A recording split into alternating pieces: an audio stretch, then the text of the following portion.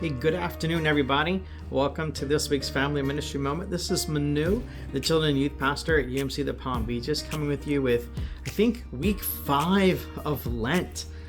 We are inching ever so close to Easter. We are just past, or about there at the halfway point, just a little bit past, almost there.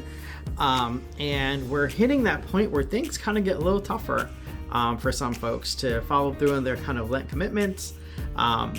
And maybe it's easier because you've been going through it a little bit longer. Maybe you going through and reading a devotionals every day has made it easier to do it.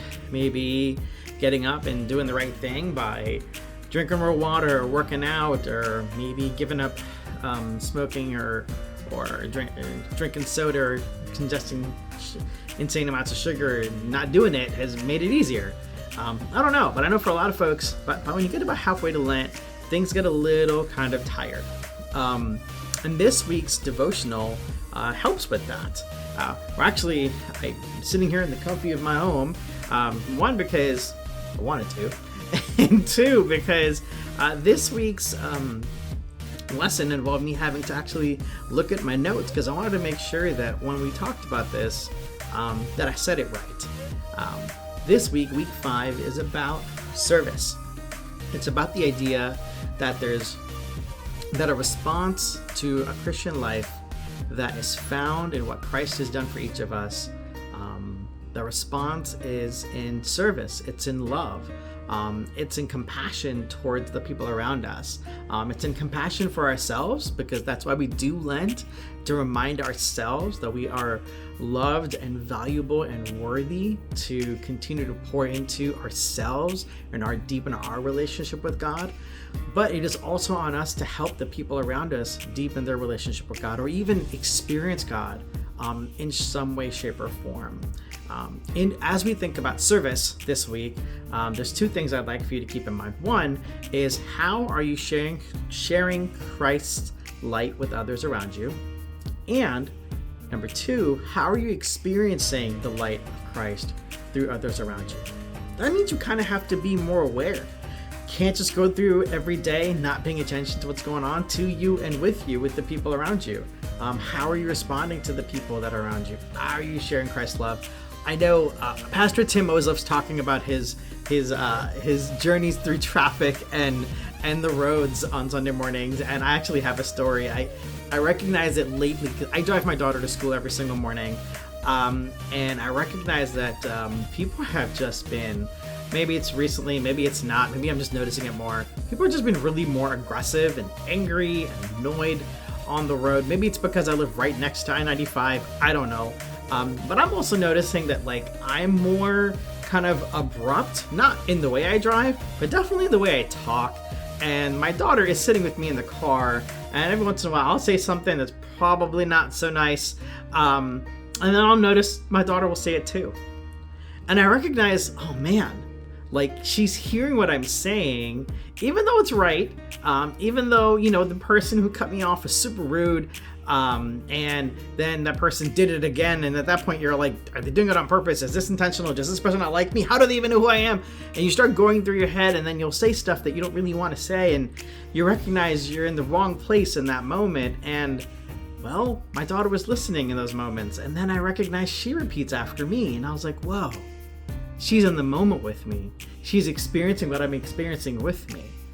And it took me that moment to realize, wow, I need to be careful about what I'm saying. Maybe I need to be a little bit more empathetic to the person that cut me off. I know that sounds crazy to think about, how can I be empathetic to the person who's harming me? But isn't that what we're called to do? To think through and say, well, this person's doing something. Maybe there's something going on in their life that made them do that day. Maybe the reason this person was rude to me was because they were having a really rough day. And there's no reason for me to think bad about them just because they slighted me in some way, right? Just because the cashier didn't smile at you doesn't mean they don't like you or annoyed with you. Maybe it's because the 12 people before you were super rude to them, and this cashier just didn't have it in them to be nice to that day, right? Maybe the person who did cut me off, maybe had a really rough day at the office, or was struggling to get the kid out the door in the morning, because that's probably what it was, and they're having a hard time too that morning. And sometimes we have to remember that in order for us to share light with the people around us, we have to be the light for the people around us. Maybe my words should have been kinder. Maybe I should have stopped and said to my kiddo, hey, man, that person must be having a really rough morning if they're willing to cut me off twice in the same trip.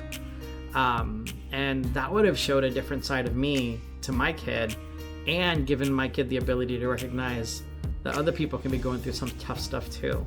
See, we have the opportunity to be the light to other people all the time. It's just whether or not we're in that moment to experience it. So are we sharing Christ's light with others? I could have done that with my daughter in that moment.